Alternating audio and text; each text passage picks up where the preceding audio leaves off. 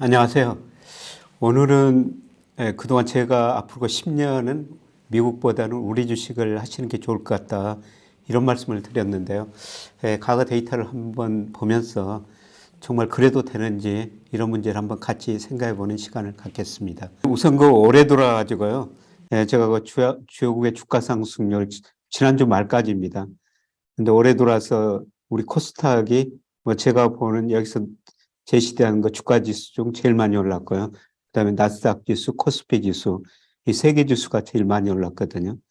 근데 작년에 사실 이 세 개 지수가 제일 많이 떨어졌어요. 우리 코스닥 지수가 러시아 주가보다도 더 많이 떨어졌었죠. 그래서 작년에 그 많이 떨어진 주가가 올 연초에 오르고 있다.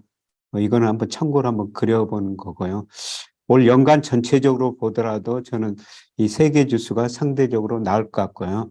그 다음에 그 레이 달리오, 여러분도 책 보셨겠지만은, 저는 이분 책을 보면서 장기적으로 방대한 데이터를 가지고 분석하고 있구나, 이런 생각을 하게 되는데요.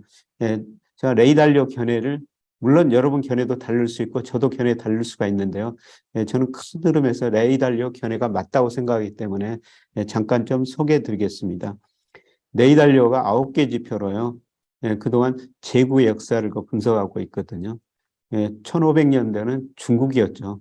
그 다음에 1600, 1700년 초반까지 네덜란드가 세계 패권국이 됐고요. 그 다음에 1800년대 특히 영국이 세계 패권국가 됐었죠. 그리고 특히 그 2차 대전 후에 미국이 세계 패권국가로 등장하게 됩니다. 그런데 최근에 어떻습니까? 이분이 그 9개 지표로 만들었는데 미국은 상대적으로 많이 축소되는 모습이 나타나고요. 중국이 급등하고 있죠. 이게 미중 패권전의 본질이라는 겁니다. 근데 이분이 그 9개 지표로 이걸 만드는데요. 그런데 이분 책을 보면은 그 9개 지표 중에서 그 나라 통화가 들어가거든요. 그런데 그 나라 통화가 마지막까지 버티다가 결국 그 나라 통화 가치가 하락했다는 겁니다. 그래서 이걸 보면은 최근에 그 달러 강세가 거의 좀 마지막까지 전 버티다가 지금 장기적인 하락 추세로 접어들었지 않느냐, 그렇게 보고 있습니다.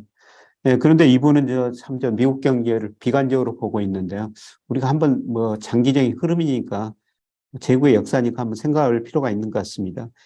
미국이 세계 질서를 창조했죠. 미국이 세계 질서를 창조한 건 뭡니까? 법치를 기반한 자유민주주의였었어요. 그리고 앞서 말씀드렸습니다마는 90년대 정보통신혁명으로 생산성이 증가하면서 미국 경제가 고성장 저물가를 동시에 달성했죠.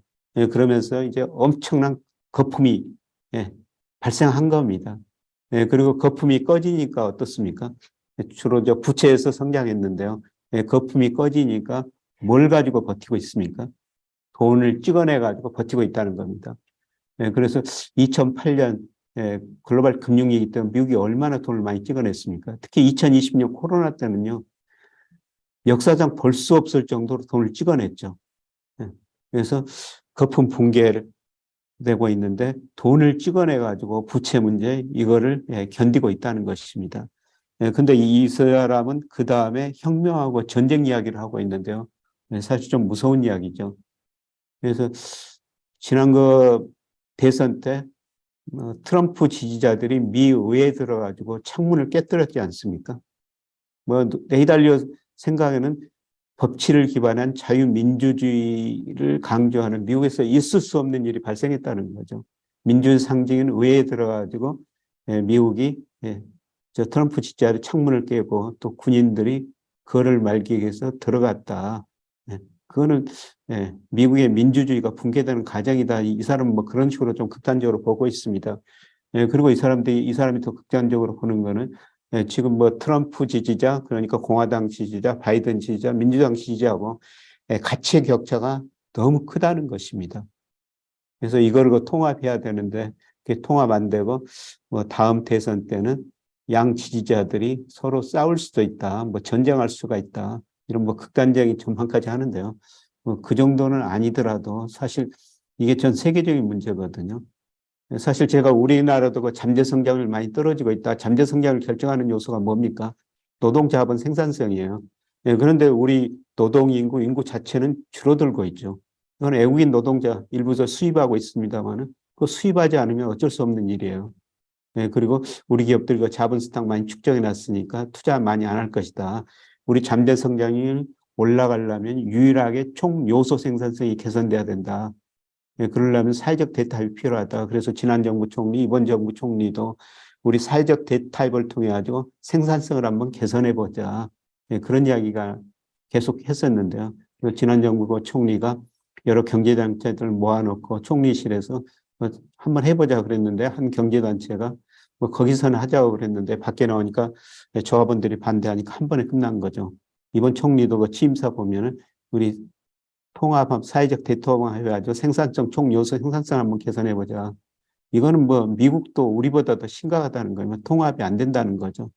그래서 이분 보면은 그 제국의 사이클을 그리고 있는데요. 미국은 정점을 지나고 하락 사이클이다. 그래서 이런 거 보면은 저는 장기적으로 달러 가치가 하락할 수밖에 없다. 그래서 달러 가치가 아까 우리 저 미국 S&P하고 우리 코스피 상대 주가하고 상관관계가 우리 0.84 정도 굉장히 높다고 말씀드렸는데요. 그래서 앞으로 10년은 달러 가치 하락하고 우리 주가가 미국 주가보다 상대적으로 좋을 것이다. 이런 말씀을 계속 저는 드리고 있고요. 저도 그렇게 생각하고 있습니다.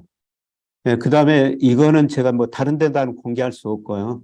여러분이 지난번에 뭡니까? 지난 일요일에도 한번 어떤 식으로 주가를 그려가고 있는지 한번 좀 보여달라. 여러분이 그 질문이 있어가지고 제가 가지고 있는 모델을 총 동원했어요.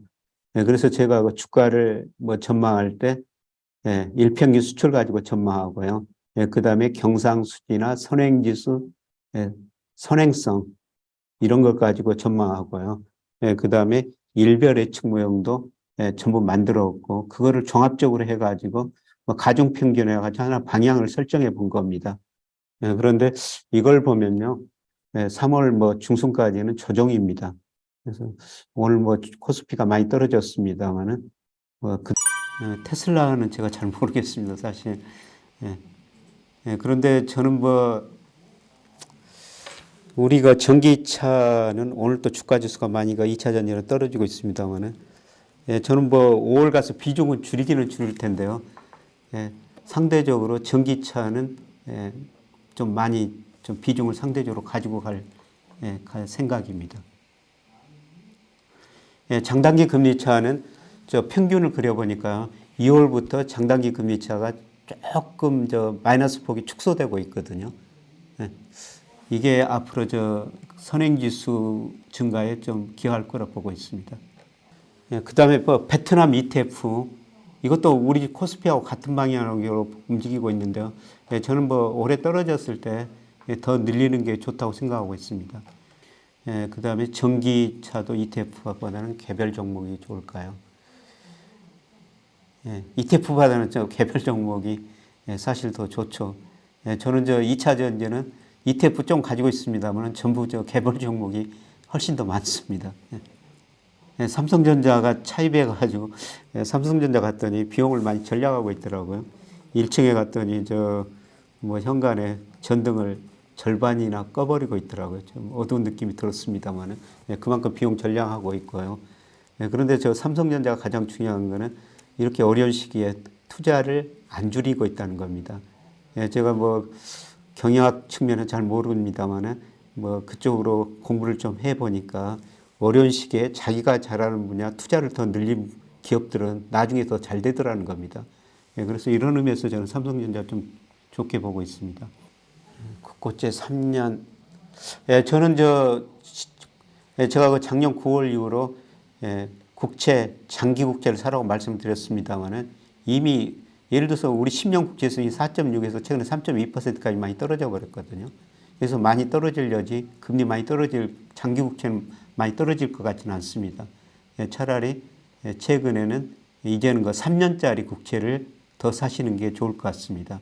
뭐 한국은행이 다음 주에 금리를 올리더라도 이게 저는 금리 인상 사이클의 마지막이라고 보고 있거든요. 그렇게 되면은 오히려 그 단기 금리가 앞으로 더 떨어질 것이다. 이렇게 보니까 저는 지금은 장기 국채보다는 단기 국채를 더 사시는 게 좋을 것 같습니다. 네, 그 다음에 유로 강세, 유로 경제 나쁜데요. 아까 말씀드렸죠. 환율이라는 건 상대적이라고. 네, 달러 가치가 떨어지니까 다른 통화 가치가 오른다. 그래서 유로 가치도 오른다. 아까 블룸버그 컨센서스도 말씀을 드렸습니다. 네, 미국 인버스. 인버스는 정말 올해는 좀 단기적으로 좀 해주셨으면 좋을 것 같습니다. 200짜리는 정말 하지 마시고요. 네, 그 다음에 이번 저는 5월까지는요, 크게 하락하지는 않을 것 같습니다. 2400에서 크게 벗어나질 건 아니니까요. 이번에는 조금 더 긍정적으로 생각하시면 좋을 것 같습니다. 네, 국채 3년 매도 시점. 글쎄요, 내년까지 계속 보유해 하셔도 될 것 같습니다. 네, 그 다음에 최근에 대우건설 문제가 나왔습니다만은, 부동산 PF 문제는 아직 전혀 해결 안 된 것 같습니다. 일부 저축은 일부 증권회사 좀 어려워질 수가 있을 것 같습니다. 그래서 일본저 우에다가 지금 등장하는데요. 지금 우에다를 전 세계 금융가들이 판단을 잘 못하고 있는 것 같습니다. 그래서 지금 우에다, 더 언나운 이런 식으로 별명을 붙여주던데요. 이분이 그냥 교수해가지고 어떤 확실한 신념, 방향을 아직까지는 보여주지 못한 것 같은데요. 제가 보기에는 일본 사람들 그렇지 않습니까? 점진적이지 극진적인 통화정책 변화는 없을 것이다. 그렇게 보고 있습니다. 미국이나 우리나라 세계 주가 방향은 같습니다. 중국도 방향은 같을 텐데요. 그런데 앞으로 미국 주가보다 우리나라 중국 주가가 상대적으로 더 좋을 것 같습니다. 포스코 홀딩스 저 좋게 보고 있고요. 저도 가지고 있습니다. 오늘 좀 많이 올랐던데요. 포스코 괜찮을 것 같습니다. 포스코 홀딩스. 오늘 무슨 이유 때문에 모르는데요. 오늘 좀 많이 올랐더라고요. 그런데 거기에 있는 계열 회사들, 포스코 케미칼 같은 게 괜찮으면서 포스코 전체가 저는 괜찮게 보고 있습니다. 그래서 포스코 정문에 가면요. 옛날에 자원은 유한, 창의는 무한. 이런 식으로 정문에 크게 써졌던데 아마 포스코 전 직원들이 그걸 보고 근무한 사람들이기 때문에 포스코 케미칼에서 보는 것처럼 그런 식으로 아마 포스코가 가는 것 같아가지고요. 저 포스코 홀딩스 주식 보유하고 있습니다. 오늘 귀한 시간 내주셔가지고 고맙습니다.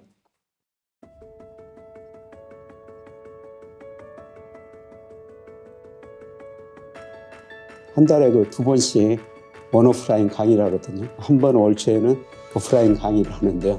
이때는 주로 최근 경제 동향을 이야기하고 있어요. 온라인 때는 혹은 오프라인 때도 가장 전문가 모셔다 놓고 그분이 강의를 하든지 제가 질문하면서 대화를 하면서 한번 방향을 제시해 볼까 그런 생각이고요. 2주에 한 번씩 소통의 시간을 갖거든요. 이때 보면은 정말 많은 분들이 번개처럼 질문해 주었다는데 이거는 제가 좀 더 분석해가지고 나중에 올려드리겠습니다. 이런 식으로 해야 될 것 같아요. 그리고 제가 매월 경제지표가 발표될 때마다 업데이트 시켜가지고 매월 초에 제 자료를 수강생분들한테 드리고 있거든요. 매달 데이터가 바뀌니까 그거를 데이터 그래프 넣고 그다음에 자료에다 수정해서 넣고 그러면서 또 앞으로 전망치 수정이 들어가는데 매월 데이터가 바뀌고 거기에 최근 추이가 다 들어가 있다는 거 이런 걸 좀 참조해 주셨으면 좋을 것 같습니다.